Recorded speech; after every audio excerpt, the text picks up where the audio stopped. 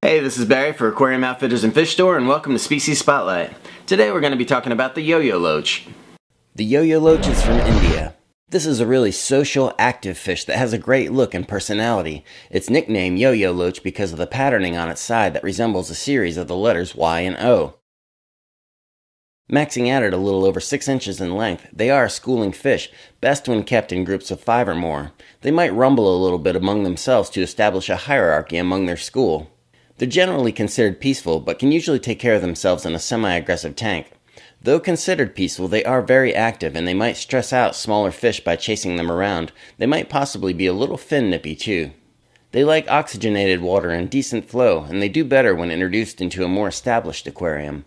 They're curious fish, and they like to explore. They're scavengers too. Sometimes they try to squeeze into small spaces, so there is a danger that they can get caught in a tight crevice. They can jump on occasion as well, so make sure you keep the top on your aquarium. It would be best to keep their water temperature between 75 and 82 degrees, with a pH between 6.0 and 7.5. These guys are omnivores. In nature, they're mostly carnivorous. The yo-yo loach will enjoy brine shrimp, bloodworms, and other meaty foods, but they also like vegetable foods such as algae wafers. They're rumored to eat small snails in the aquarium as well.